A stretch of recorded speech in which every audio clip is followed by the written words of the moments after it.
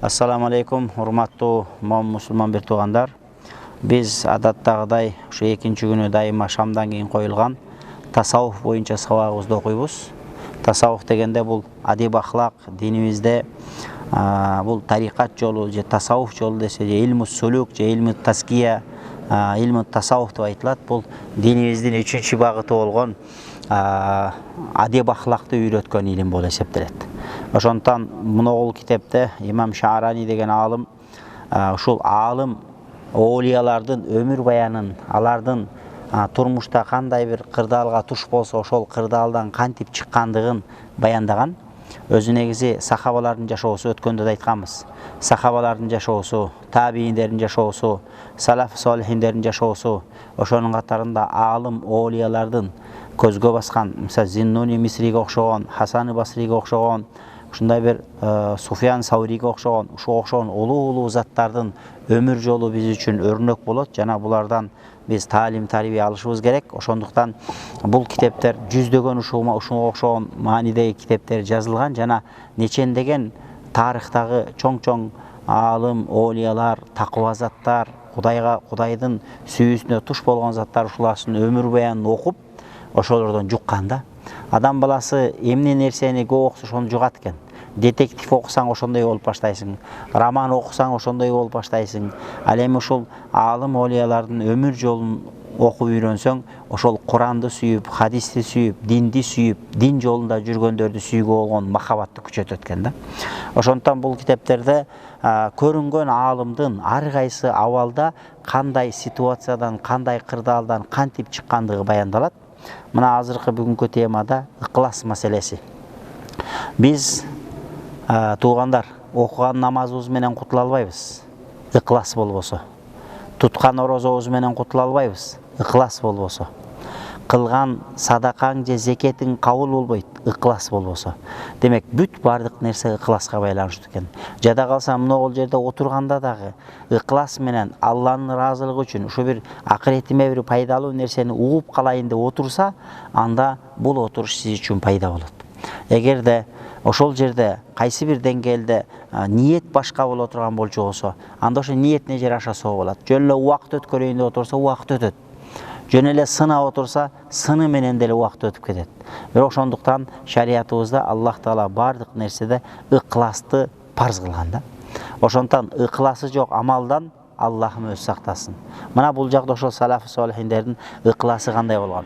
Мин ахлакихим радиаллаху анхум, демек ошол бизден мурунку өткөн авалкы 3 доордогу өткөн алым оолиялардын, табииндердин, сахабалардын, таба табииндердин, андан кийин келген көрүнүктүү ислам окумуштууларынын кылган амалында жана илиминдеги болгон ыкласы.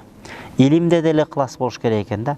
Илимди алганда да, илимди үйрөткөндө да ыклас болбосо, анын пайдасы жок. Могул жакта келет. Кээде адамдар ушундай экен, баягы Хасан, баягы улуу аалымдар ушундай болуп сабак өтүп баштаганда эл көбөйүп кеттир. Эл толуп кеттир. Батпайтым эле тыгын биринин мойнуна бири минип кеткенде акырын улуураак устаз келип кулагына шыбырап, "Эй баланча, сен ниетиң өзгөргөн жокпу?" деген экен. Баягы устаз ошол отурган мажлисин таштап кеткен. Анткени эмнеге дегенде, эл топтолуп, эл анын жүзүн караганда адамда уже мындай уверенный пайда болгондо, уверенность, ишенимдүүлүк пайда болуп, мен кыйынмын, мен устазмын, мен адамдарга дин үйрөтө баштадым деген бир адамда бир билинбеген менен ички дүйнөсүндө ушундай бир өзүн жогору коюу, өзүн кыйын сезүү деген нерсе башталган. Ошондон бул ыкластын кеткендиги дейт экен да. Ошондуктан илим алууда дагы, илим үйрөтүүдө дагы, намаз окууда да, ибадатта дагы бардык нерседе ыклас болбосо, кылган амалыбыз кыргызча айтканда бир тыйын экен. Ошондон бүгүнкү ошол ыклас туурасында алым уламалардын илим алууда дагы, амал кылууда да ыкласы жана ошол илимибиз же амалыбызга рия кирип кетпесе экен деген деп корккондугу туурасында. Эми биз бул туурасында сиздерге кенен бир сөз айта кетейли. Пайгамбар алейхиссалату вассаламдын хадисинде келген. Пайгамбар алейхиссалату вассалам хадисте айткан дейт, мындай дейт. Ламма خلق الله عز وجل جنة عدن خلق لها ما لا عين رأت ولا أذن سمعت ولا خطر على قلب بشر. Allah Taala cennet adın 8 beyiş var. Şonun birisi adın cenneti. Ошо адын жаннатын жаратканда Алла Таала ал жерде адамдын көзү көрбөгөн, кулак укпаган, адамдын оюна келбегендей бир көркөм бир нерселерди жараткан дейт да. Демек бейиште биз үч уктасак кыргызча айтканда түшүнө кирбеген ушундай бир ажайып нерселерди Кудай Таала бизге дайындап койгон. Анча Алла Таала ошо бейиш жаннат адынды, аден жаннатын жаратып туруп айтыптыр да, такаллами дептир. Сүйлө деп Алла Таала буйрук кылыптыр. Бейишке буйрук кылыптыр. Фақалат ансе бейиш айтыптыр. Qad aflahal mu'minun. Үч жол айтыптыр. Момундар кутулду дептир. Үч жолу момундар кутулду деп туруп, төртүнчүсүндө айтыптыр. Ана харамун ala kulli bakhilin wa mura'in. Мен арам болдум деди. Ар бир сараң кишиге, сараңдык кылган кишилер үчүн мен араммын. Жана дагы кылган амалында эл көрсүн деп кылган адамдар үчүн мен араммын деп жаннат адын не кылды дейт, үшүнтүп Алла Таалага сүйлөдү дейт. Бул хадисти Имам Табарани Муъжамул Кабирде риваят кылыптыр, Муъжамул Аусатта риваят кылыптыр. Ибн Аббастан марфу хадис дейт да. Бул хадистин өкүмү марфу хадис экен. Демек пайгамбар саллаллаху алейхи вассаламдын айткандыгы баяндалат экен. Имам Табарани деген бул хадис алымы болгон. Мына ошол хадис китебинде баяндаган. وكان وهب بن منبه رحمه الله يقول من طلب الدنيا بعمل الآخرة نكس الله قلبه وكتب اسمه في ديوان أهل النار. Kimde kim akhiret amalı menen dünyөнү эстей турган болсо анын жүрөгүн Алла Таала карартып коет дагы, жана ал адамды капырлар жазылган списокко кошуп коет дептир да. Kimde kim акирет амалы менен дүнүйөнү издесе, акирет амалы, сыртында кылган акирет амалы, бирок ошондо максат аныкы дүнүйө табуу боло турган болчу болсо, анда ал адамдын Алла Таала жүрөгүн карартат дагы, жана дагы ал адамдын ысымы диван ахлинар дейт. Тозок элдеринин диванында жазылат дейт. Диван деген азыркы биздин тилде айтканда список да, тизме. Ошол тизмесинде же китеп, негизи диван дегендин мааниси китеп. Баягы Махмуд Кашкарийдин Диван Лугат ат-Турк деген китеби бар го, түрк элдеринин словары деп. Диван деген китеп деген сөз да. Демек акирет амалын аткармыш болуп, бирок андан максат дүнүйө көздөгөн болчу болсо, анда ал адам дагы тозокко түшөт деп атат. Бунун бардыгын эмнеге айтып атат? Бул жерде Вахиб ибн Мунаббих деген бул табииндерден болуп атат да, бул кийинки адамдардан. Бирок ушул ыкластуулук, демек кылган амалда ыклас болуш керек, болбосо акыбети ыклас болбосо кыйын болот деген сөз. Хасан Басри рахмаулла айтат: "Кана Иса алейхиссалату вассалам якул: "Ман амила бима алима кана валиян хаккан." Кимде ким билгенине амал кылган болчу болсо, анда ал чыныгы Аллахтын досуна айлана алат дейт. Суфиян Саври айтат экен: "Якул қалат ли валидати я бунайя ла татааллам ил-илм илля иза навайта ал-амала бихи." Суфиян Савридин апасы айтат экен: "Эй балам" дейт экен, "Сен илим үйрөнбөгүн. Качан ошол илимди үйрөнгөндө, ошол үйрөнгөн илимме амал кылам деп туруп анан үйрөнгөн. Эгерде антип үйрөнбөсөң, амал кылам деп илим үйрөнбөсөң, анда ал сага тетиринче азап болот" деп Суфиян Савридин энеси айтат экен. Ошондуктан илим алууда дагы максат ошол болуш керек экен. Мисалы үчүн илим алып атат бирөөлөр, казы болом деп илим алат да, же муфти болом деп илим алат. Же болбосо бизде Кыргызстанда азыр эң мисалы үчүн күчтүү дамлалардай болуп, мисалы Абшүкүр дамладай же Максат дамладай болуп туруп, ошондой болом деп илим алса, анда ал адамдын максаты өлдү. Анда ал адам ыкласы жок. Ал адам Алла үчүн илим алган жок. Ал адам ошол адамдай болгусу келип атат. Демек ал адамдын ыкласы туура эмес. Демек мындай илим алуу үчүн Кудайдан не кылыш керек дейт? Тобо кылып, ниетин жаңылап, Алланын ыраазылыгы үчүн илим алыш керек. Кудай Таалам кимге канча илим берет, бир Алла билет. Бирок Алла үчүн деп алсаң, илимиңди утасың. Баланчадай болом деп алсаң, болсоң болдуң, болбосоң ара жолдо каласың. Эки сүрөттө тең эч кандай соо албай калыш коркунучуң бар дейт да. Хасан Басри айтат: "Касиран ма юатиму нафсаху юббихуха биқаулихи татакалламина бикалами салихин алқанитин алабидин." Хасан Басри көбүнчө өзүн жемелейт экен да, өзүн жемелеп, өзүн жекирип, ушинтип айтат экен: "Сүйлөсөң таза, такыба, Кудайдан корккон бир оли адамдын сөзүн сүйлөйсүң, бирок кылган ишиң болсо рыя кылган, мунафык, bir fasık, bir күнөөкөр адамдын ишин кыласың дейт экен да. Хасан Басри дайыма өзүн жемелеп ушинтип өткөн. Карасаңыздар, бул баягы тасаввуф жолунда өзү нафсини 7 түрлүү нафси бар. Нафсы аммара биссу, нафсы лаввама, нафсы мулхама, нафсы мутмайынна, нафсы радия, нафсы мардия, нафсы камил болуп 7ге бөлүнөт. Ошон үчүн тасаввуф уламалар айтат экенде, кимдин нафсиси ошол 4-чү деңгээлге жетсе, анда ал адам иншалла ошо амалы кабыл болгон, жаннатка кире турган адамдар. Бул нафс бирөөлө болот, бирок нафсинин деңгээли кайсыл уровенде? Биринчи нафсинин түрү нафсул аммара биссу. Адамдарды жамандыкка буйруй турган нафси. Бир адамдардын нафси ушундай болот. Баарыбыз эле мусулманбыз. Бирок ар кимдин нафси ар кандай болот экен. Бирөөнүн нафси ушундай, только аны негативтерди кылып турат да. Нафси только негатив нерселерди, негатив ойлорду салат, туура эмес иштерди кылдырат да. Жакшы сөз сүйлөтпөйт, жакшы ой ойлотпойт, жакшы иш кылдырбайт. Только күнөө кылат, только ушактайт, только урдурат да, алдайт, жумушта алдайт, коллегасын алдайт, досун алдайт, элесин алдайт, атасын алдайт. Иш кылып кылба, жалаң нафсисе только тетири, бир сооп иш кыл дебейт. Даже бирөө бир сооп иш кылып бир 500 сом берсе, айтат да, сен эмне кыласың 500 сом берип, андан көрө өзүңө шим алып албайсың, носки алып албайсың дейт да. Баягы бизде кыргыз айтат го, байдын дүйнөсүн байкуш кызганат деп, бирөө Алла үчүн бир садака кылып атса, субханалла, ошондой адамдарды көрдүк да. Бирөө Алла үчүн деп бир 1000 сом садака кылып атса, эмне кыласың андан көрө өзүңө носки алып албайсың, көйнөк алып албайсың деп, бирөө Алла үчүн соопчулук кылып атса, ошол соопчулугун кысканган адамдар болот экен да. Ошондон нафсинин түрү болот экен. Биринчи нафсинин түрү нафсы аммара биссу, дайыма адамды күнөөгө тартып турган нафси. Бул жаман. Экинчи, андан кийин адам бир аз оңолгондон кийин уже нафсы лаввама болот. Нафсы лаввама дегенде, лаум дегенде инна нафса ла аммаратун биссу дейт Аллах Таала Куранда. Чындыгында адамдын нафсиси жамандыкка буйруп турат деп, бул нафсы аммара. Экинчиси нафсы лаввама. Нафсы лаввама дегенде, лаум деген өзү жемелөө деген сөз кыргызча. Адамдын кээ бир адамдардын нафси ва жаман нафсиден көтөрүлүп, жемелөөчү нафсиге келет экен. Кээде демек инсан катары бир күнөөнү жасап алгандан кийин, бирок ушуну бекер кылдым, аяттын ушинтпөй койсом болмок экен деп, кылган иши үчүн өкүнүп, тобо кылып кайтат экен. Бул Кудайга шүгүр, жакшы. Андан жогоркусу нафсу мулхама. Нафсу мулхама дегенде фаалхамаха фужураха ва тaqwaha деп Аллах Таала Куранда айтып атпайбы? Тaqwaсын да, күнөөсүн да Аллах Таала илхам кылып кой дейт. Аллах Таала кээ бир илхам кылып койгон нафсилер болот экен. Анан төртүнчүсү бул нафсы мутмайынна. Нафсы мутмайынна дегенде Аллахтын махабаты жүрөгүнө орногон адам.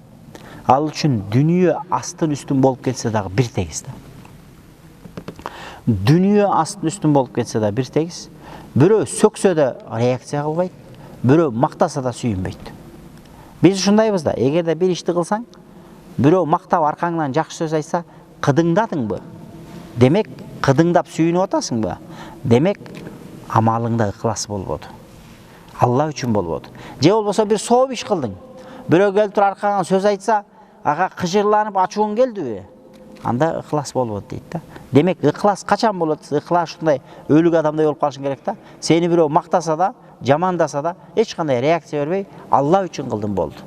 Ошондой деңгээлге жетүү керек экен да. Ошол адамдардын кылган амалы кабыл болот экен. Ошон үчүн Хасан Басри рахматулла алейхи айтып атат бул жердечи. Хасан Басри көбүнчө өзүнүн нафсисин өзү жемелеп, ушинтип айтат экен. Сен го сүйлөсөң, абид, таква, Кудайдан корккон бир олиянын сөзүн сүйлөйсүң. Бирок кылган ишиң рия кылган, мунафык, фасыктын ишин кыласың деп өзүн өзү жемелейт экен. Валлахи ма хади сифатул мухлисин. Аллага ант ичемин, бул Кудайдан корккон чыныгы ыкластуу адамдын сыпаты мындай болбойт. Сүйлөгөнүңдөй бол дейт экен да. Шарият бизден ошону талап кылат. Сүйлөгөнүңдөй бол, көрүнгөнүңдөй бол, жүргөнүңдөй бол. Сыртың жалтырак, ичиң калтырак мусулманды шарият сүйбөйт. Андай мусулмандарга шариятта жакшы убада жок. Ошондуктан Кудай Таалам баарыбызды күнөөбүздү өзү кечирсин. Сыртыбызда кандай ушундай жылтырап, мынакей карачы, сонун болуп кийинип турасың, сакалды койгонсуң, топуну кийгенсиң, таза баардыгыбыз жашнакай болуп жалтырап кычырап турабыз. Сырттан бирөөлөр көрсө бизге суктанат. Мунун баласын карачы. же өзүң досуң деле суктанат да, сен топу кийдиң, сен мечитке барып атасың, 5 убакыт намаз окуп атасың, мен болсо бизнес деп жүрөм, тирилик деп жүрөм, мечитке барганга колум тийбей койду, кандай бактылуусуң деп сага суктанат. Бирок сенин болсо сыртың жалтырак, ичиң калтырак. Аны Алла көрүп турат. Досуң сага алданып атат. Бирок сен болсо ошол нерсеге мактанып жүрөсүң. Ошондуктан шариятыбыз бизден ошол нерсени талап кылат. Сыртың кандай болсо, ичиң ошондой болсун. Сыртың дагы үлгүлүү мусулман бол, ичиңде да ошондой үлгүлүү мусулман бол. Ошондуктан динибиздин 3-чү тарабы бул тасаввуф, тарикат жолу, тасуфизм. Бул ошол нерсени үйрөтөт. Мусулман адамдын адеп аклагы Куран, сүннөт менен болгон адеп аклак болуш керек деп талап кылат да. Ошон үчүн айтып атат имам Хасан Басричи: "Валлахи ма хади сифатул мухлисин." Бул ыхластуу адамдардын сыпаты мындай болбош керек. Сүйлөгөнү башка, кылган иши башка, айтканы башка, кылган иши башка, же болбосо тилиндеги башка, жүрөгүндөгү башка нерсе болбош керек. Тилинен эмне чыкса, жүрөгүндө да ошол нерсе болуш керек дейт экен да. Чындап ошол адамдар ушундай үлгүлүү адамдар болгон, чындап кейиген, ошон үчүн бул адамдардын сөзү мына 1000 жылдан кийин бизге келип жетип атат, бизге үлгү болуп атат да.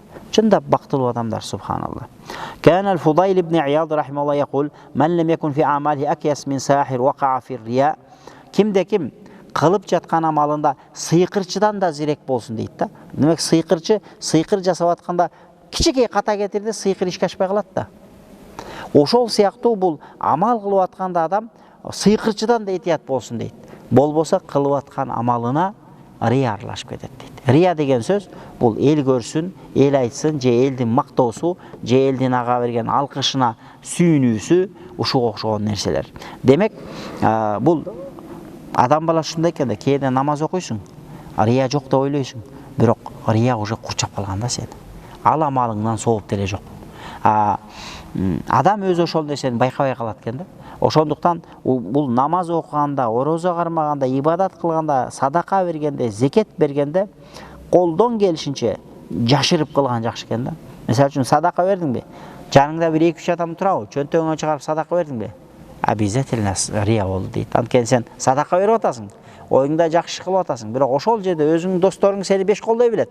Бирок ошол жерде өзүңдү башкачалап түшөсүң да, өзүңдү башкача сезе түштүңбү? Болду, ал берген садакаңда рия аралашты, ал берген садакаңда сообу кайсы бир деңгээлде кемтик болот. Дагы жакшы бул ширк асгар дейбиз. Ширк асгар дегенде мындай рия кылганда адам динден чыкпайт, бирок күнөөкөр болот. Кылган амалында сообу жок болот. Демек, 30 жыл намаз окусаң, 70 жыл намаз окусаң, бирок окуган намазыңда эч кандай пайда болбосо анда эмне пайда? Ошондуктан бул ыхлас шариятыбызда өтө зарыл маселе. Ар бир амалды Алланын ыраазылыгы үчүн кылганга аракет кылышыбыз керек. Кийинкиде караңыздар. Зиннури Мисриге айтылыптыр. Мата я'ламул абду аннаху минал мухлисин. Зиннури Мисри деген олия зат болгон да, бул 245-жыл өткөн. Имам Бухарилерге замандаш болгондо, Имам Бухари өткөндөн кийин бир аздан кийин өткөн да. Анан имам Зиннури Мисриден сураптыр. Адам өзүнүн ыкластуу болгонун эмнеден билсе болот? Ыкластуу мусулман болдуңбу, болбодуңбу, анын таразасы эмне? Деп сураса айттыр. Ида бадалал majhuda fi taati. Күч аракетин только ибадатка жумшаса, ва хабба суқутал манзилати индан нас. Жана адамдардын арасында эч кандай кадыр баркка ээ болууну сүйбөй калса, анда ошондо ыклас келет дейт экен да. Демек, адамдардын арасында бизде ушундай го, мисалы үчүн кээде кадыр талашасың, барк талашасың, авторитет талашасың, өзүңчө кыйын киши болуп, өзүңчө кадырлуу киши болуп, жок. Элдин астында эң жөнөкөй, ошо эч кимден эч нерсеңди талап кылбай тургандай деңгээлде болуп туруп, адамдардан өзүңдү өзгөчө сезбей, ошол эле кезде ибадатка ушунчалык баш отуң менен кирдиңби? Демек, амалыңда ыклас пайда болду дегенди ушундан билсек болот дейт экен да. Ал эми адамдардын арасында ибадат кылып атат да, бир адамдардын арасында орун тарашып жүрсө, же кадыр барк талашып жүрсө, анда адамга ыклас келе элек. Анткени адамдын баркы шариятыбызда анын кадырында эмес. Адамдын баркы анын теги бирөө менен орун талашып же кадыр барк талашып же намыс талашканда эмес. Адамдын баркы Кудайга болгон кулчулугунда жана өзүнүн Кудайдын астында эң бир күнөөкөр бир кул экендигин сезгенде да. Ошондуктан шарият ушул нерсеге чакырат экен. Бул деген адамды паска тартпайт. Азыр кейбір ушундай бир психологиялык бир түшүнүктөр болуп атпайбы? Адамда мындай самооценка болуш керек. Мен кыймын, мен антем, мен минтем. Динибизде ал нерсе жаман көрүлгөн. Хуббуззат вал анания шариатта мухаррам, харамда өзүн сүйүп, менсинүү, мен кыймын деп айтуу. Сен кимсиң? Сен өзүң не кыларыңды билбей аткансың. Коркуп ушул ишим ишке ашат бекен, ашпайт бекен деп Кудайым берди сага. Анан Кудайым бергенден мен деп Кудай берген ийгиликти өзүңө шегерип, мен кыйраттым, мен сойроттум деп чыгып атабыз. Чындыгында Кудай берди. Болбосо ошол 2 саат мурун ошол ишиң болбойду, опалап, кудайлап тургансың. Чыкканда эле мен кыйраттым, мен 100 балл алдым деп чыгабыз. Чындап эле да. Экзаменге киргенде Кудай эптеп ушу алсам экен, өтүп кетсем экен дейсиң. Чыкканда эле 100 балл болсо 95 балл алсаң, мен 95 балл алдым, мен еще 100 балл алышым керек эле, мындай болдум деп кайра ийгиликти өзүңө чегересиң да. Болбосо ийгилик берип аткан Алла Таала. Ошондуктан мусулман адам баласы баягы бизде айтат го, улук болсоң кичик бол дейт кыргыздачы.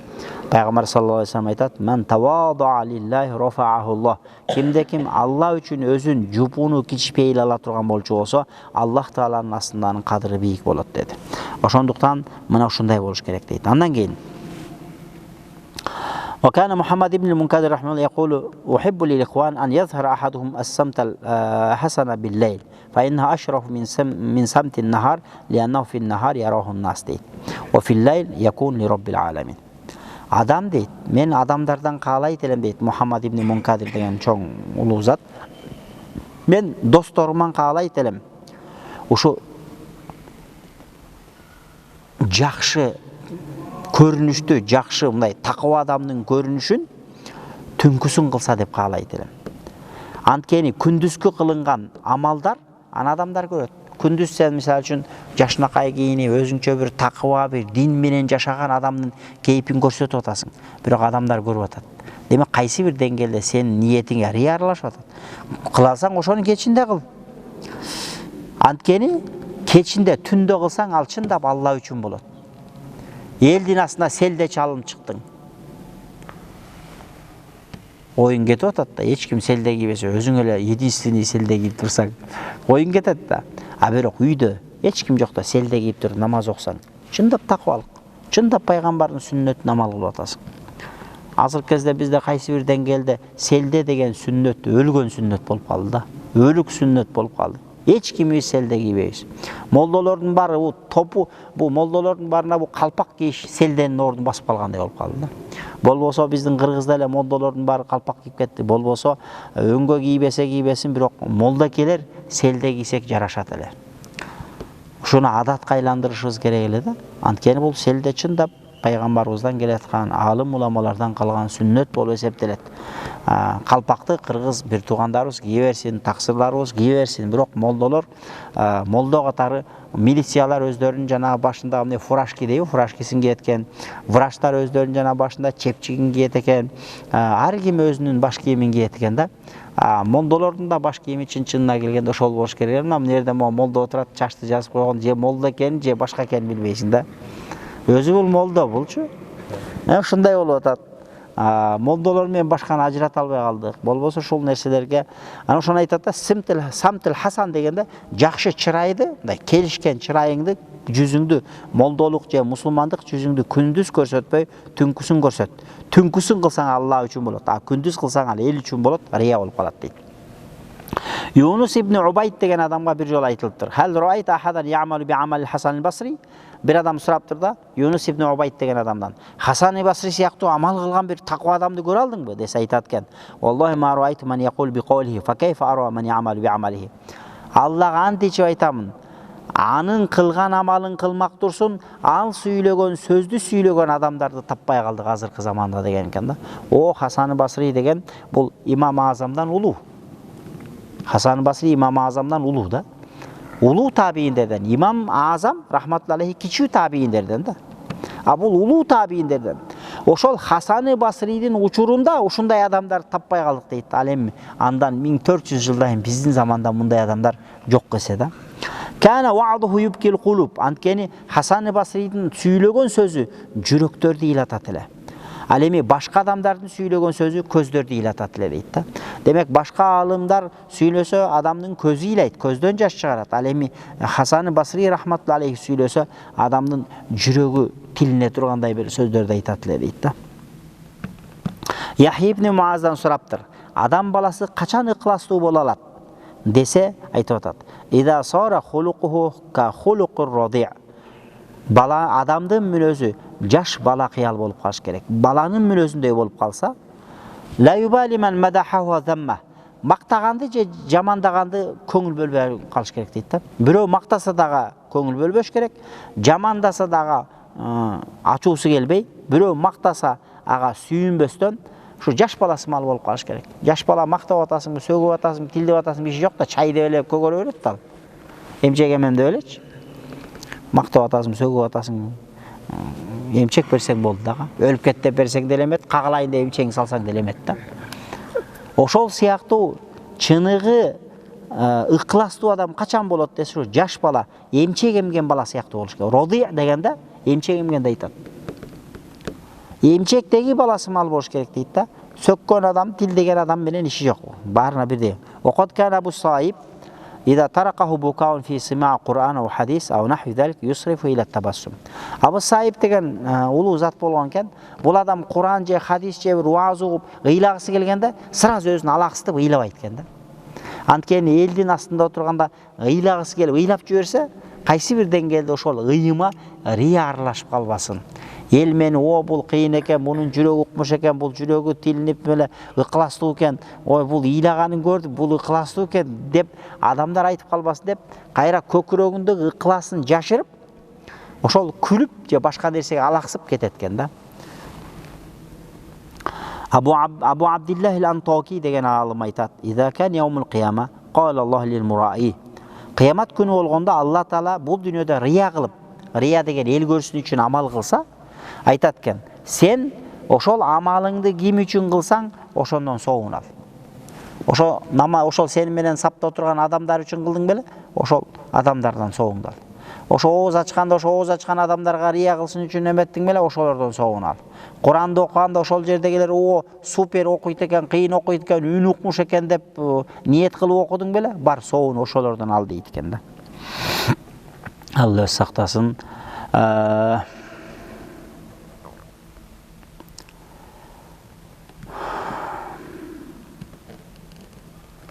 Фудайл ибн Ияз айтат: "Якул ма дама ал-абду ястаънису бин-нас, фала ясламу мин-ар-рия." Адам баласы дейт, адамдар жанында отурабы, ал риядан бош боло албайт дейт. Качан адам жок жерде калганда садака берсе, адам жок жерде калганда намаз окуса, адам жок жерде Куран окуса, эч ким жок жерде илим окуса, бул чындап ыклас дейт. Анан калп эле устаз келгенде китеп кармап калсаң. Ошондой да кээ бир балдар бар да, мисалы, кетет, китепти устаз менен чогуп ачат да. Кайра жабат, кайра эртеси күнү устаз менен чогуп ачат. Бул каяктагы ыкылас, бул каяктагы илим. Өзү адам баласы бир нерсени сүйсө, бир нерсеге махабат кылса, ошол нерсени кучактап жанынан чыгарбай калыш керек да. Сен тафсир окуп атасың, бирок тафсирди бир жумада бир жолу устаз менен чогуп ачасың, чогуп жабасың. Каяктагы махабат? Каяктагы тафсирге болгон ашыктык? Каяктагы илимге болгон ашыктык? Ошондуктан демек не дейт? Адам баласынын жанында адамдар отурабы? Демек ал адам риядан бош кала албайт. Демек сөз жок, анын амалына рия аралашат дейт да. Ошондуктан колдон келишинче адамдар отурган жерде заты менен таква киши болуп тесме тарта калбай, заты менен таква киши болуп неме кыла калбай. Ошондуктан биз Накшбанди тарикатын карманабыз да. Биздин Накшбанди тарикатынын өзгөчөлүгү бизде жүрөк зикирде болот. Анан бизде жүрөк зикирде болот да, зикир жүрөктө болот дагы, зикир тил менен болбойт, жүрөк менен болот да. Анткени эмнеге дегенде тил менен башка тарикаттарда зикир тил менен айтат. Алла, Алла, Алла, Алла, Алла, же ла иляха илlallah, ла иляха илlallah, ла иляха илlallah зикир тартат. Бизде болсо тилди таңдайга такайт дагы, жүрөк менен Алла деп айтып баштайт. Уже канча бир убакыт айткандан кийинчи жүрөк кадимкидей аллалап калат. Тилиңде Алла Алла десең, жүрөгүң сен менен кошо жакалашып Алла Алла Алла деп жүрөк сүйлөйт. Ошол жүрөк менен болгон зикир бул чын ыкла. Ошондуктан баягы биздеги жана немени айтышат экен да алымдар. Азирет деген сөз бар го. Азирети муфти деп айтышат го. Хадир деген сөз Аллах Таала дайым жүрөгүндө турат да. Ошол адамдарды азирети деп, ошондой деңгээлге жеткен, дайыма уктаса да, жатса да, турса да жүрөгү Алла Алла Алла деп зикир кылган адамды азирети деп айтышкан да. Азыр болсо ал бир чин катары болуп калды. Ким муфти болсо азирети муфти дейбиз. Муфтиликтен түшсө азирети муфтилиги калды да. А болбосо бул адамдын жүрөгүндөгү болгон ыклас, таквалык, ошондой деңгээлге жеткен адамдарды азирети деген экен илгеричи. Ошондуктан биз не кылабыз? Накшбанди тарикатынын өзгөчөлүгү ошондо болуп атат. Субханалла. Элдер менен отура бересиң, сүйлөй бересиң. Мушу мен сыяктуу болуп сабак айта бересиң же сүйлөшүп отура бересиң. Тилиңде базарда картошка канча экен дей бересиң. Бирок жүрөгүң Алла Алла Алла. Аны эч ким укпайт, өзүң гана угасың. Жада калса дейт, сооп жазган периштелер да андан кабардар эмес дейт. Бул соопту бир гана Алла билет дейт да. Ошондой Накшбанди тарикатынын зикиринин өзгөчөлүгү ошондо да. Ошондон айтып атат, адамдар жанында адам турабы? Демек, жанында адам турган чакта адам баласы риядан бош боло албайт. Сөз жок, рия аралашып кетет амалына дейт. А шариятыбызда рия аралашкан амал бул таза амал эмес. Демек, Алла Таала андай сенин рия аралашкан амалыңа муктаж дагы эмес.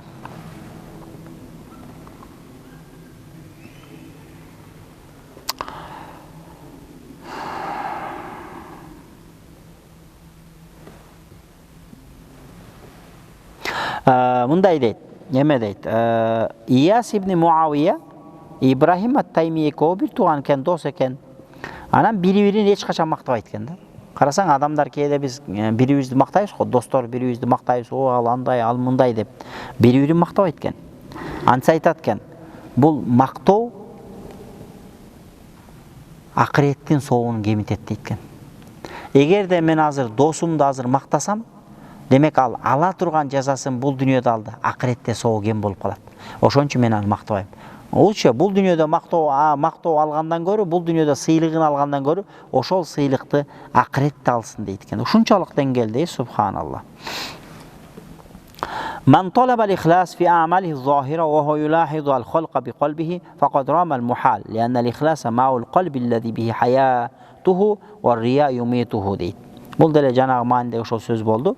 Кимде ким ыкластуулукту сырткы кылып аткан амалдарына, окуган намазында, Куранында, зикиринде ыкласты талап кылса, бирок жүрөгүндө ошол жерде адамдардын турганын байкап сезип турса, анда бул болбогон нерсени талап кылды. Андай нерсе болушу мүмкүн эмес. Анткени ыклас деген ушундай нерсе, ыклас деген бул эл жок жерде чыныгы Алла үчүн болгон нерсе болуш керек.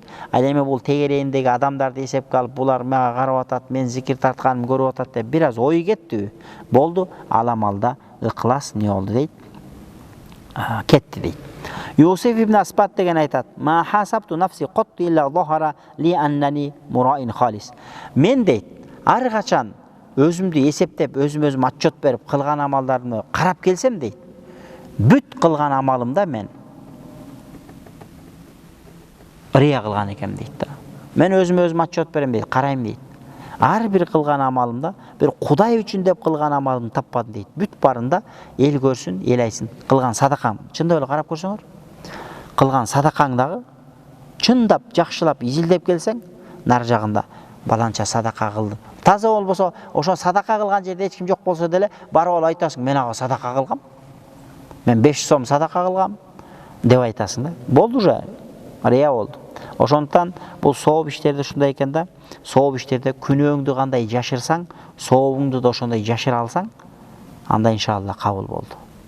Анан сообуңду жашырган адам бала ушундай экенбиз да, бир күнөө иш кылып койсок өлүп талып жашырабыз. Ар кандай айла издеп табабыз да, эптеп билдирбеш керек. Билинип баратса, ар кайсы шылтоонун башына айтып, эптеп калп кылып, калп айтып, бир балекет кылып тууган энеңди да алдайсың да. Ал эми күнөөң ачылып баратса, ошентип өлүп талып жашырасың. Ал эми сообуңду эл билбей калса, өлүп талып, кыргызча айтканда. Ошол сообумду эл билсе экен, эл угуп калса экен, Жок, Алла билсе болду. Алла соопту текке кетирбейт деген нерсе жок да. Жок, ошол нерсени айтып калышың керек да. Мен мындай садака кылып, мындай жакшылык кылып, ана минтип. Демек бул деген бардыгы не дейт? Рия дейт. Ал эми рия аралашкан амал кабыл болуш ыктымалы аз болот. Кабыл болсо дагы эптеп ошол ибадатыңдан кутуласың, бирок сооп берилбейт. Рия деген бул эмне? Ширк асгар, кичине ширк. Чоң ширк болсо адам динден чыгат, кичине ширк болсо ал арам иш деген сөз, күнөө иш. Демек сен ал мисалы садака бердиң, бирок сен андан сооп алган жоксуң, тетинче күнөө кылдың. Анткени сен рия кылып атасың. Зекетиңди бердиң, бирок сен рия кылып бердиң, тетинче күнөө кылдың. Анын үчүн истигфар айтышың керек. Намаз окудуң, анын үчүн сен намаз окуган үчүн сооп албай эле рия кылган үчүн кайра күнөөкөр болдуң. Анын үчүн Кудайдын астында жооп бересиң. Эмне үчүн? Кыяматта айтат экен да.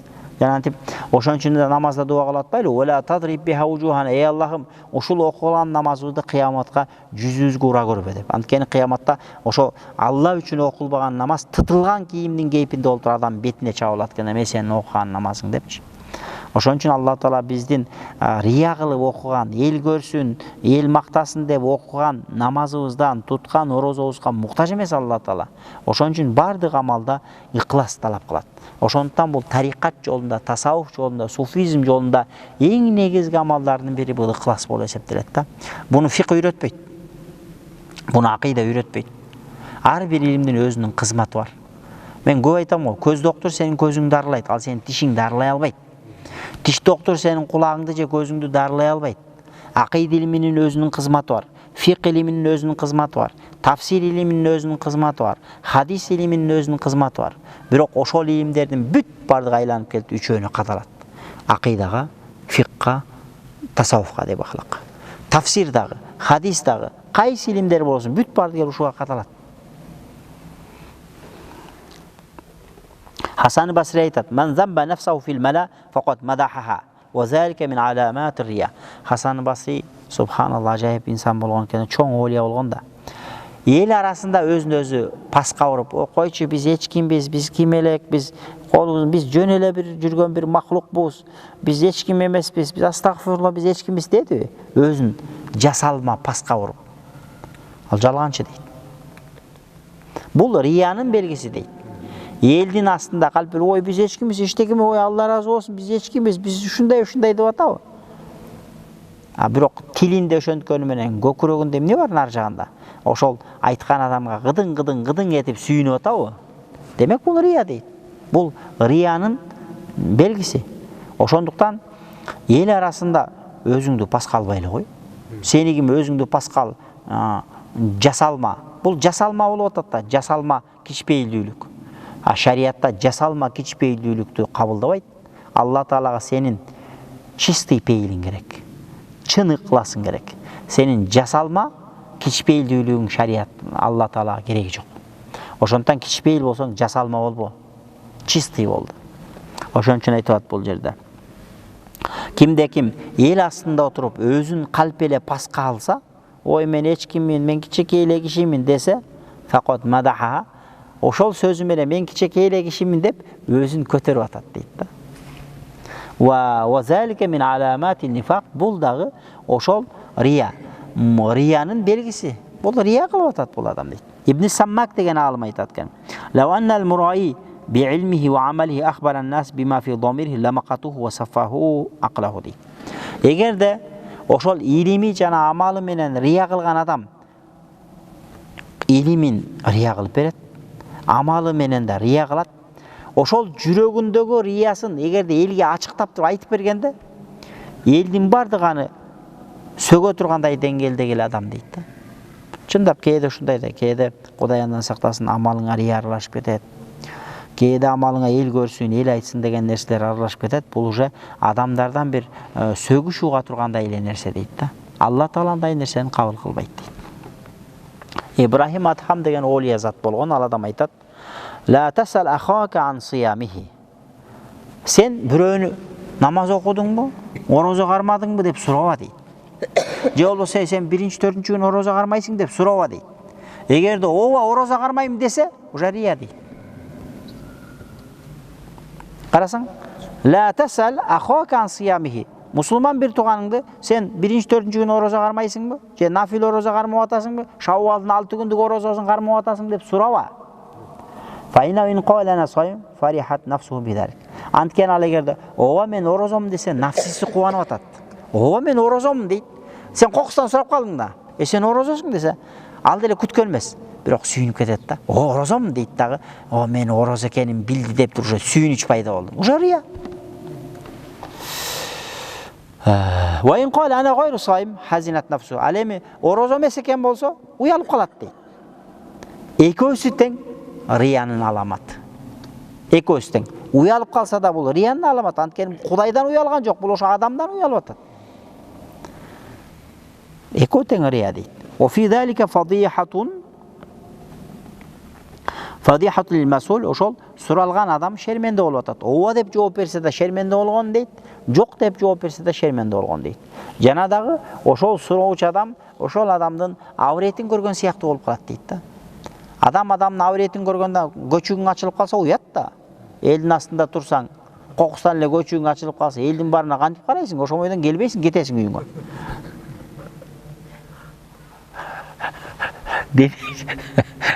Демек, мындай адам ошо эл астында көчүг ачылган сыяктуу дейт да. Эл астында көчүгүң ачылып калса шерменде де өлүмгө тете да. А бирөө келип туруп сен оразасың десе, ооба оразамын десең көчүгүң ачылды дейт ошо. Анткени күлдүрбөй отурчу сени. Анткени эмнеге дегенде? Анткени сен уже мактанып атасың да, уже сенин айыбың ачылып атат. Сенин сырың ачылып атат. Бул сенин менен Алланын ибадат деген бул сен менен Алланын ортосундагы болгон сыр болуш керек эле. А бирок сен ошол сырыңды ачып атасың. وكان عبد الله بن مبارك رحمه الله يقول إن الرجل لا يطوف بالكعبة وهو يرائي أهل خراسان. فقيل له وكيف ذلك؟ قال يحب أن يقول فيها أهل خراسان إن فلان مجاور بمكة على طواف وسعي فهنيئا له. Bir adam deydi, Abdullah ibn Mubarak aytadi. Bir adam Kaabani tawaf kılatken. Kaabani tawaf kılatken, maksatı Xurasan eline maqtanu eken. Anan kantip Xurasan eline maqtanat dese, al adamның мақсаты şu deydi. Баягы Xurasandықтар баланча Меккеде жашайт, Меккеде күнүгө таваф кылат деп айтсын деген мақсатты елестетсең, өзі Меккеде жүрөт. Бирок таваф жасап атат. Бирок ошол тавафын не кылып атат? Биякта элдер бул умрада жүрөт, бул таваф кылып атат, бул умра кылып атат деп айтсын үчүн кылат дейт да. Алла сактасын, мунул алымдардын айтканы менен карап отурсакчы, биздин бүт бардыгыбыздын амалыбыздын бардыгы эле рия болуп атат да. Кудайым өзү кечирсин. Умрага уурданып барып келиш керек эле. Жашынып барып келиш керек. Бирок биз умрага кетерден 15 күн мурун мактанып баштайбыз, келгенден кийин 1 жыл айтып бүтпөйбүз да. Сүрөттөрүбүз 10 жыл баягы айланат. Умрада түшкөн, Каабада түшкөн сүрөтүңчү. Болбосо Каабаны карап, ыйлап дуа кыла турган адамдар элек. Бирок биз ал жерде дуа кылгандан биринчи сүрөттө, биринчи сүрөткө түшүү биз үчүн абзел. Пайгамбар алейхиссалату вассаламдын маңдайына барып, ага салават айтып, ага дуа кылып, ага Куран окуп, дуа кыла турган адамдар элек. Бирок ошол жерге барып алып, селфи кылып жүрөбүз да. Максат ошол. Жана ал жерде пайгамбарды зыяратка келгенде адамдардын баарын зыяраттан өтүп, учурашып, салават айтып өткүлө, саламдашып өткүлө деп кой берет да залдан умрага барганда. Бирөөсүнүн колунда телефон жок да. Бүт телефон менен. Мына көрдүңбү, мен пайгамбардын жанында жүрөм. Астагфирулла. Бул кайсы бир деңгээлде адепсиздик болот экен да. Элестесең, мына ал жерде бир устаз отурса, мына устазым менен жанында отурам, бетине келип телефон такып атсаң. Бул адепсиздик болот. Бул пайгамбар Меккеге барганда деле, Мединеде ошо пайгамбардын кабры шарифинин жанынан өтүп баратып, ошондой тартып өтүштүн өзү деле кайсы бир деңгээлде пайгамбарга болгон адепсиздик. Ал жерде пайгамбар сенин кылган зыяратыңан сүйүнбөй, тетиринче иза табат, тетиринче пайгамбар сага капа болот. Анткени пайгамбардын урматын жайына койбодуң, ихтирамын жайына койбодуң. Пайгамбарды жөн эле кочодогу бир базардагы бир базаркомдон айырмасы жок эле ошол жерде телефонго тартып, сүрөткө тартып өтүп кеттиң да. Ал жерде пайгамбарга барганда адеп менен туруш керек. Жада калса пайгамбар могул жерде жатса, кыбла могу тарапта болот. Адамдар могу тараптан кирет. Киргенде каякты карап дуа кылсын? Кыбланы карап дуа кылабы же пайгамбарды карап дуа кылабы? Пайгамбарды карап дуа кылуу адеп дейт. Кыбланы карап дуа кылса адепсиздик болот бул. А биз болсо барып ошол жерде дуа кылбай туруп, кыбланы карап дара тушатыш макруh. Кыбылага арканы салыш макруh.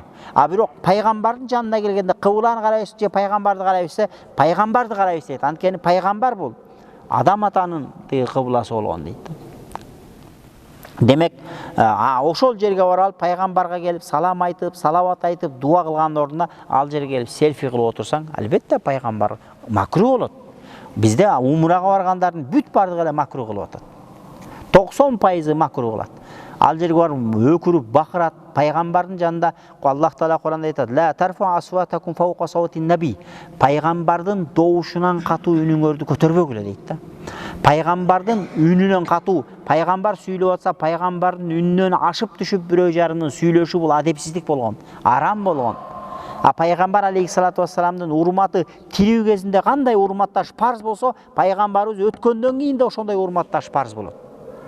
Демек, кимде ким азыр дагы пайгамбардын жанына барып туруп, үнүн көтөрүп сүйлөй турган болсо, бакабок боло турган болсо, телефонго тартып жүрсө, ал пайгамбарга болгон урматсыздык, адепсиздик болуп эсептелет. Пайгамбардын жанына барып, пайгамбарга жапа кылган сыяктуу макруh амал болот да.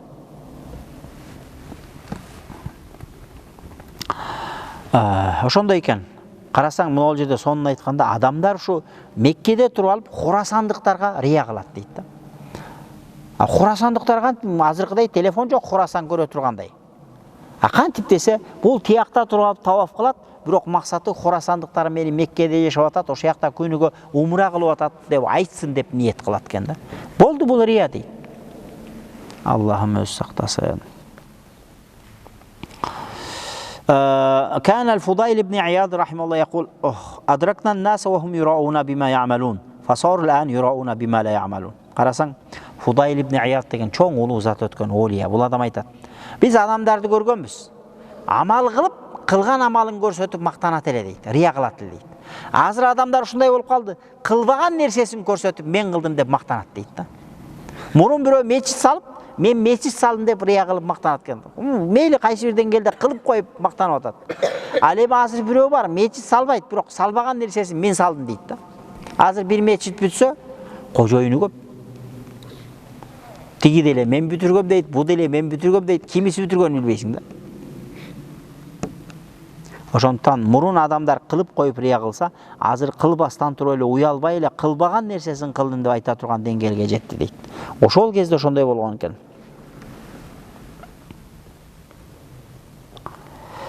Абу Айюб Сухтияни деген адам болгон. Бул адам айтат: "Инна минар рия бима ла та'малу татаулука ала гайрика". Инна минар рия бима ла та'мал татаулука ала гайрика бима тахфазу мин каламин нас. Чыныгы риянын катарына дагы кирип калат дейт. Сен өзүң кылбайсың дагы, бирок татаулука ала гайрик, бөлөк бирөөгө оозанып сүйлөйсүң. Бима тахфазу мин каламин нас, адамдардан ар нерсени угуп алып. Адамдардан ар нерсени угуп алып эле бирөөнүн аркасынан ар нерсени сүйлөй берүү дагы өзүң кылбастан туруп. Бу дагы рия дейт. وأقوى من كلام الناس وأقل في العلم فإن ذلك الذي تطاول به ليس من عملك ولا استنبطته дейт. Анткени бул ишти сен кылган жоксуң, сен мээнетте кылган жоксуң, бирок ошол ишти тимеле өзүң кылгандай биздики, мен үшүнтүп, биз үшүнтүп деп сүйлөйсүң дейт да. Бөлөк бирөөнүн ийгилигин өзүңө ийгерип сүйлөйсүң да. Ибрахим атам айтат экен: "Маттакаллаха ман ахабба ан язкураху нас би хайр ва ла ахласа лаху". Кимде ким адамдар аркасынан жакшы сөз айтуусун көздөсө, ал адам Кудайдан такыбалык кыла албады жана Кудайга ыкылас да кыла албады дейт. Демек, кимде ким адамдардан жакшы сөз үмүт этип калган болчу болсо, ал адам Кудайга такыбалык да кыла албайт, Кудайга кылган амалын ыклас менен да кыла албай калды дейт да. Ошондуктан мусулман адам ушундай болуш керек экен да, сооптуу ишти кылганда эч кимден эч кандай мактоо, эч кандай алкыш күтпөш керек да. Болду, Алла үчүн кылдыңбы? Мактаса мактай берсин. Ошол бүгүн мактаган адам эртең сен аркаңа суу куят. Эртең сен жамандайт. Мен турмушта көрүп таң калдым да, бир жолу бала кезим бир адам менен жолугуп калдык. Анан бир молдеке менен турабыз. Анан молдекени: "О, молдеке кандайсыз?" Андай мен балам дем, бала кезим. Аябай мактады. "Сиз кандайсыз? Жакшысызбы? Ден соолугуңуз жакшы эми? Сиз бар, биз бар" деп түм эле молдекени көкөлөттү. Мен баягы кишиге таң калдым да, субханалла, молдекени аябай сыйлайт экен депчи. Молдеке кетти. Молда кеткенен баягы киши мен калып калдым. Калып калсам кайра баягы болду экен кайра шубап атат магачы. А мен ойлодум, бул чын эле жаңа эле болду экен мактап атпады эле. Азыр эми шубап атат, жамандап атат.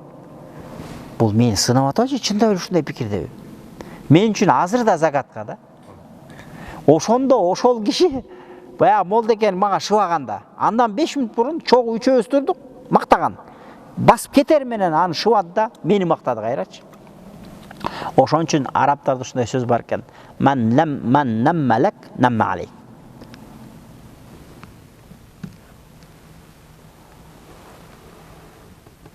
Сага бирөөнү мактап келген адам, жамандап келген адам, мактап келген адам, сен деле бирөөгө жамандайт, мактайт дейт. Ошондуктан бул мындай шыйпалаңдап, тиги барып бир сүйлөп, тигини жамандап, буну мактап, тиги барып шыйпалаңдап, тигини сүйлөп, буну сүйлөп, тигини мактап, буну жамандап, бул мусулман адамдын сыпаты эмес. Мусулман адамдын сыпаты бул айкөлүү болуш керек. Мусулман адамдын сыпаты бирөөнү жамандап, бирөөнү неметмеш, өзүнүн ибадаты менен алек болуш керек. Ибадатынын аркасынан ey Алла деп Кудайдан кечирим сурап, ушул кылган ибадатын кабыл кылсаң экен деп Кудайга ыхлас менен алек болуш керек да.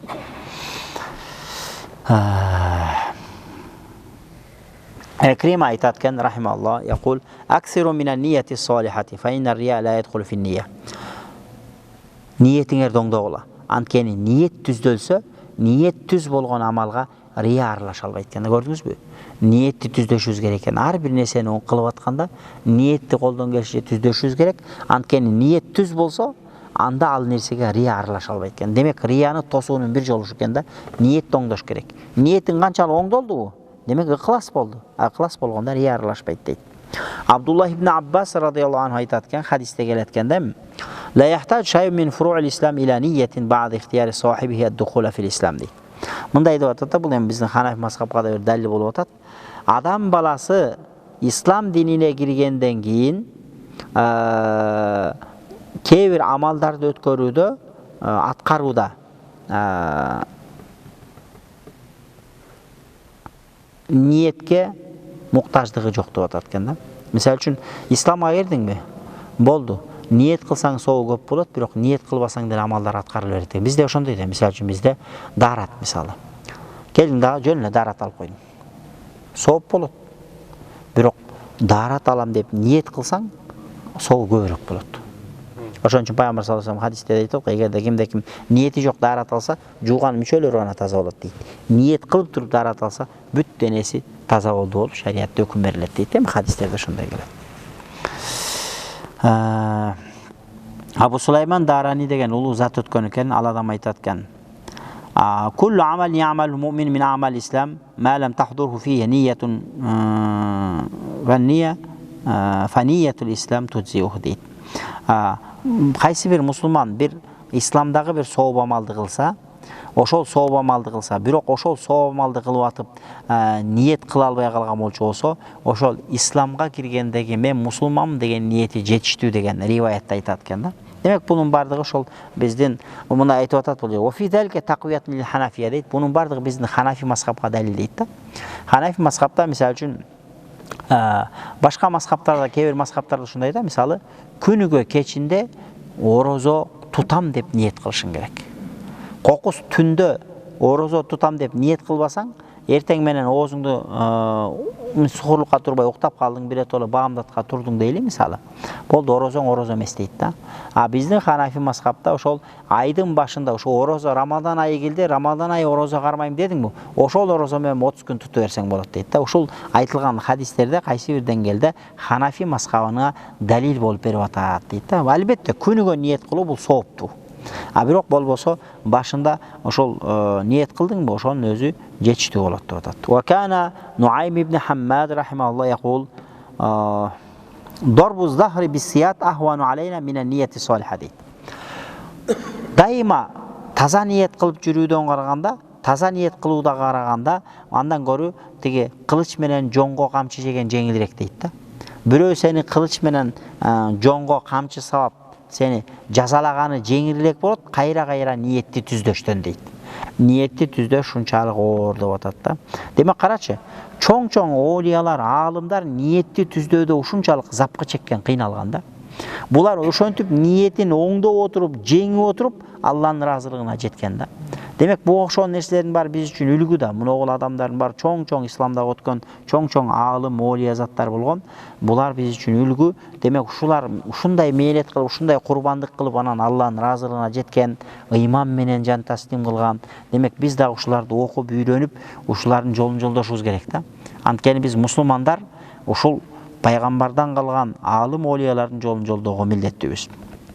Сахабалардын жолун жолдоого милдеттүүбүз. Мансур ибн Муътамир менен Сабит аль-Бунани айтат экен. Биз илим алганда ниети жок эле илим алыппыз дейт экен да. Булар аалымдар, карасаң, биринчи илим алып баштаганда ниети жок эле илим алган. Анан Алла Таала бизге чын ыкласты берди. Илим алгандан кийин. Лианнал илма куллаху яб'асу صاحبه على الإخلاص فيصير يبطله حتى يحصل له дейт.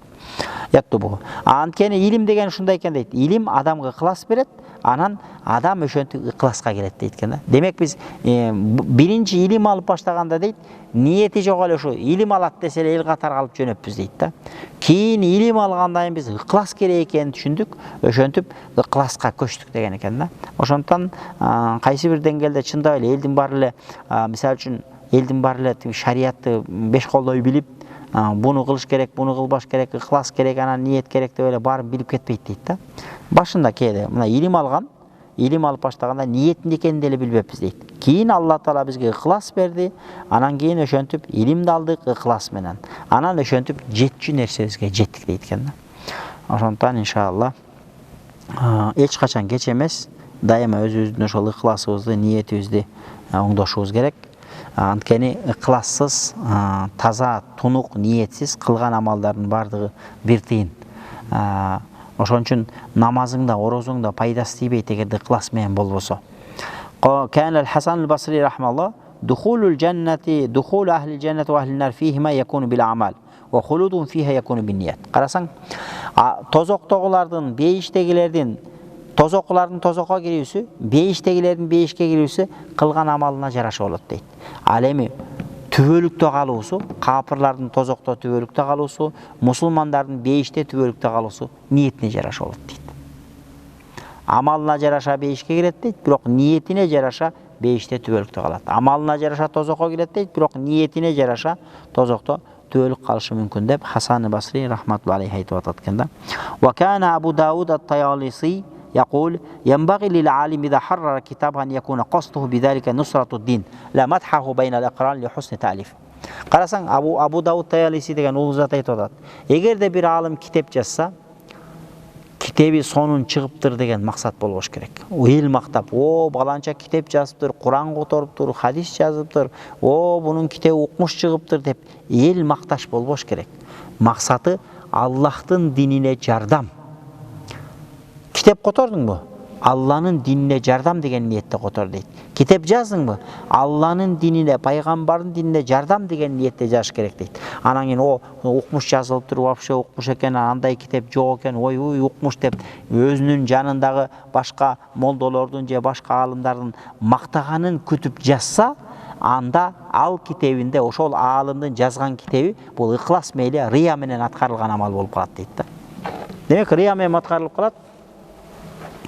Демек кайсы бир деңгээлде бул Аллага жагымсыз амал болот дейт. Ошондуктан аалым болсоң деле ошо экен да. Аалым болсоң деле сен таза эме болуп кеткен жериң жок.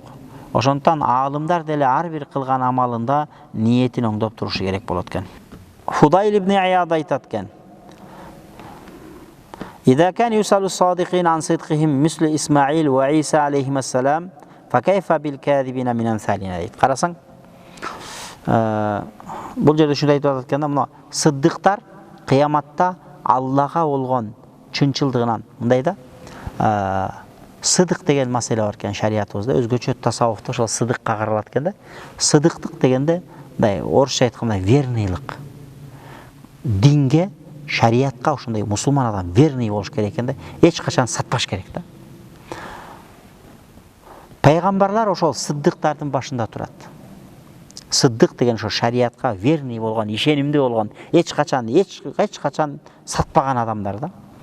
Ошондой сыддыктардын динге ушундай ишенимдүү болгон адамдардын дагы ошо динге болгон ошо чынчылдыгы, преданныйлыгынан сурак болот экен дейт да.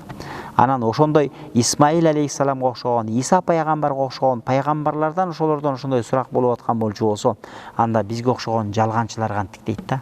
Биз динди жакшы көрөбүз дейбиз. Бирок чын-чынына келгенде биз динди пайдаланып жүргөн адамдарбыз дейт. Биздин амалыбыз риядан кутула албаган адамдарбыз дейт да. Анан эгерде бизден ошол сен динге ошондой ишенимдүү болдуңбу, пайгамбарга ишенимдүү болдуңбу, динге ишенимдүү болдуңбу, эч качан пайгамбарды, динди, шариатты саткан жоксуңбу десе, абалыбыз кандай болот болду экен деп атат да.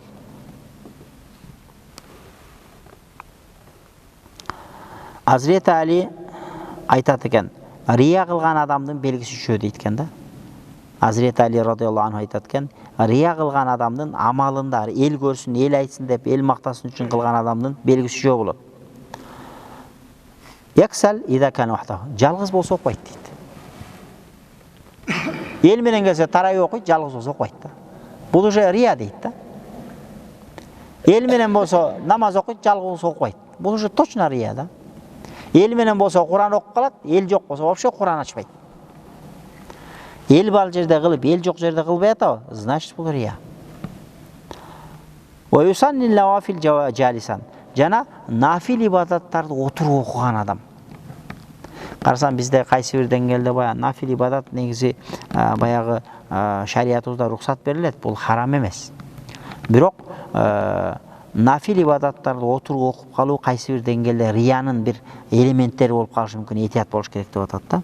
Ва яншат ида кана мааннас. Карасаң жалгыз окуса нафил намазды үйүндө отуруп окуйт дейт, а бирок элге аралашканда туруп окуп калат дейт нафилди.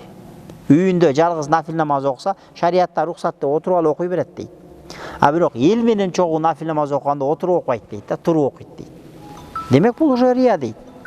Андан кийин ва язиду фил илми ида мадахуху кама янкусу минху ида дамму. Анан адамдар мактап койсо, көбүрөөк илим окуп баштайт дейт, же Куран окуп баштайт дейт. Ошол эле кезде адамдар жекирип койсо, окубай калат дейт, койчу окубайм депчи. Демек бул риянын белгиси дейт. Анткени чыныгы ыхлас менен кылган адам адамдардын сөккөнү, мактаганы ага таасир бербеш керек дейт. Суфьян Саури айтат экен: "Куллу шай'ин азхартуху мин амали ла а'уддуху шай'ан ли'адза амсалин ан ихлас ида рааху ан-насу."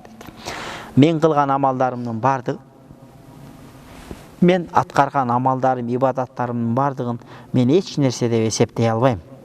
Анткени бизге окшогон адамдарды көрсөк эле ыкласыбыз бурулуп кеткен адамдарбыз. Ошондуктан мен кылган амалдарымдын эч кайсысын мен кыйратуу амал кылдым деп, мен өзүм кылган амалыма баа бере албайм деп атат. Мындай туугандар, адамчы өзү кылган амалына баа берип, мен кыйратып намаз окуп атам, мен минтип атам, мен антип атам деп баа берип калуу бул шайтандан. Шайтанчы мусулман адамды арак ичтирип, зына кылдырып азгырбайт экен. Шайтан ушу ибадатта жүрүп азгырат экен да. Өткөндө да бир адам айтат: "Алхамдулилла, менин эмем күнүм тартипке түшүп калды" дейт. Бүт бар тартипте, намазым жайында, ибадатым жайында, зикирлерим жайында. Алхамдулилла дейт да. Мен айттым: "Таксырантып айтпаңыз." Шайтан ошентип жайлайт экен да. Ошол ибадатым жайында деп кичекей мындай кыпындай кылган ибадатыңа мактанба, тетиринче корк. Алла ошол ибадатым кабыл болуп атабы? Ошон үчүн шариятыбызда ар бир ибадатты аткарып бүткөндүн аркасынан истигфар айтабыз. Намаз окусаңдар аркасынан астагфирулла деп атпайбы? Алла өзүң кечир, Алла өзүң кечир. Анткени бардык амалдар, садака берсеңдер аркасынан истигфар айт. Эмне иш кылба, аркасынан истигфар айт. Анткени неге дегенде, ошол кылган амалдардын бардыгын кайсы бир деңгээлде ошол аткарып атканда ошол амалыңа рия аралашып кеткен болчу болсо, ошон үчүн бул жерде биз көп айтканбыз. Азирети Роби ал-Адавия энебиздин сөзү эле, Роби ал-Адавия энебиздин сөзү бар. Истигфаруна яхтажу иля истигфар дегенде, биздин айткан истигфарыбыз истигфарга муктаж болуп калды деген. Астагфирулла деп Кудай өзүң кечир деген сөзүбүз кайра анын аркасынан кечирим сурага мажбур болуп калды. Анткени Кудай өзүң кечир дегенде дагы Алладан кечирим сурабай, ошо жаныбыздагы адамга рия кылып, бул Кудайдан кечирим сурайт экен деп туруп мактаныч үчүн истигфар айтабыз деген. Кээде чындап эле ошондой да. Калп эле зикир тартып, салават айтып, астагфирулла деп каласың. Өзүңчө ал сага привычно эмес. Өзүңчө жүргөндө жизни салават айтпайсың. Өзүңчө жүргөндө жизни истигфар айтпайсың. Вдруг жаныңа бир таксир келгенде астагфирулла деп эле оозуң быжырдап эле тим эле оозуңду эле зикирден калбай калат. Точно рия да. Кыласың, демек адат кыл. Эл жок жерде кыл. Кайра наоборот, эл бар жерде кылсаң, ошондой рия аралашат экен. Кыласаң, эл жок жерде кыл. Постоянный кыласың, анда можно. Анда мүмкүн, анда сен. Анан кийин өзү адатта өмүрү кыргызча айтканда эгерем истигфар айтпайсың да, кокустан таксыр жаныңа келип калганда эле өзүнчө эле жыбырап, тили тим эле зикирден үзүлбөгөн адамдын ролун аткарып каласың да. Бул деген артисттик да.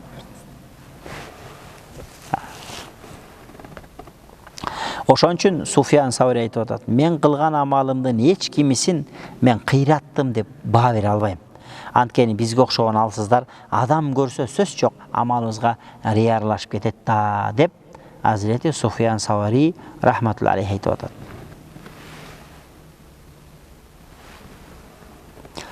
Ибрахим Тайми деген алым дайыма мындай жөнөкөй кийим жүрөт экен да, карапайым элдин кийим кийим жүрөт. Өзү алым болгон экен. Рия болуп калбасын дейт экен да. Анткени рия болуп калбасын деп ушу эл катары кийинип жүрөт экен, өзгөчөлөнбөй.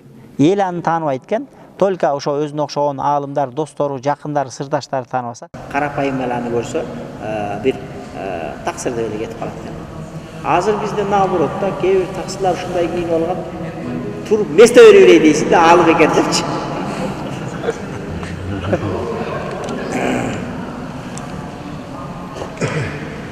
Неудобный болуп, болдолор сүйлөй албай. Бисира сүрдөп. Турмушта болот экен мындай нерсе. Мындай деп атат. Анан Ибрахим Тайми айтат экен: "Ал-мухлису ман яктуму хасанатихи кама яктуму сайяти."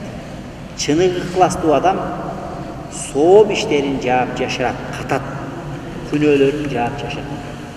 Күнөөнү кандай жаап жашырса, соогун да ошондой жаап жашырып катса, ошондой адам чыныгы ыкыластуу адам болуп эсептелет.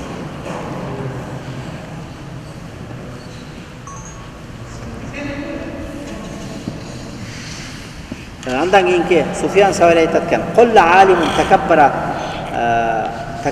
такбуру халката дарси илля ва ятруху al-ujub bi nafsihi." Аз гана алымдар бар дейт. Аз эле алымдар бар дейт. Көпчүлүк алымдар ушундай. Эгерде ушинтип сабак өтүп атса, бир аз жамааты көбөйүп толуп кетсе, уже болду, көкүрөгүндө башкача сезим пайда болуп баштайт дейт да уже. Демек, бунун өзү рия. Демек, ошол молдо ниетин оңдосун, же ыкыласын оңдосун, же болбосо сабак бербесин. Анткени ал берген сабагы уже рияга айланды дейт. Ал берген сабагынан эл пайдалышы мүмкүн, бирок өзү пайдалабайт, тетинчи Аллахтын астында күнөөкөр болот дейт. Субханалла. Карасаңыздар. Колла алимун дейт. Аз эле алымдар бар дейт. Такбуру халкат дарси. Ошо дарсындагы отурган халкадагы адамдар көбөйүп кетсе, илля ва ятруху al-ujub bi nafsihi, өзүнө өзү кыйын. Баягыда 5 киши болчу. Азыр 50 киши болду. Деп уже Кудайга шүгүр, демек мен сабак эффект берип баштапты, эл жоголуп баштапты деп уже көкүрөгүндө бир аз ой кетти. Болду. Ал сабагы Алла үчүн болду. Ал сабагына рия аралашты, соогу жок дейт. Ошондуктан не только таксырлар сиздер, биз молдолорго деле кыйын. Ниетиңди оңдобосоң, Алла үчүн дебесең, көрчүңдү көрөсүң. Кыяматта ошон үчүн айткан. Карлардап келип туруп бети менен сүйлөп тозокко атат деген. Алар айтат: "Ey Алла, биз сенин сөзүңдү окудук, сенин Кураныңды окудук" дегенде, "Жок, сен деген эл көрсүн, эл айтсын, эл айтсын үчүн да окугансың" деп анан тозокко атат дейт го. Анан келип туруп тиги немени ыргытат, карынап келет, алымдап келет. Алымды сен неге аны тозокко кылган мен сен үчүн Алланын динин жайылткам, жеткиргем дегенде, аны да ошол сен эл илимдүү экен деп айтсын, эл билимдүү экен деп айтсын. Элдин жүзүн өзүңө буруп, элге жылдыз болуш үчүн айткансың дейт экен да. Ошон үчүн бул молдолордун да абалы кыйын болот. Эгерде ниетин оңдосо, Кудайдын бергени. Кудайым баарыбыз ошондой бир жакшы ушу окшогон аалымдардын жолун жолдоп өтүүнү Кудай таалам өзү насип кылсын. Ушундай аалымдардын катарына кошсун. Ал эми байлар да ошондой. Кыяматта байларды дагы бетинен сүйрөп тозокко таштайт дейт экен. Хадистин маанисинде ошондой келет го, барыңыздар билесиздер. Анан эмнеге десе ал адам айтат, ey Алла, мен деген сиз үчүн момунча садака кылгам, мынча төө сойгом, мынча кой сойгом дегенде, сен элдер жоомарт экен, март экен, берешен экен деп айтсын деп кылгансың. Сен Алла үчүн кылган эмессиң дейт го. Ошонун бардыгы ыклас болуп атат. Ошондуктан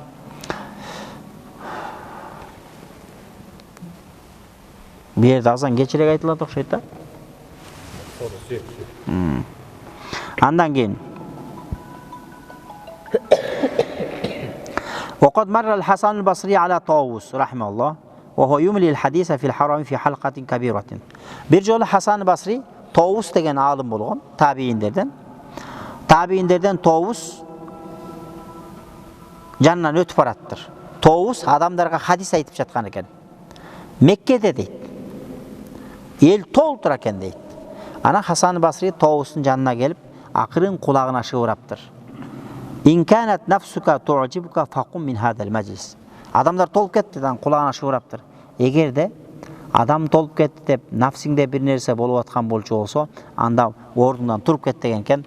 Tovus шыр ордунан туруп ошол замат кеткен экен. Анткени ошо рия аралашып кеткен да. Амалына рия аралашып кеткен экен. Ошондо Алла таалам баарыбызга ыхлас берсин иншалла.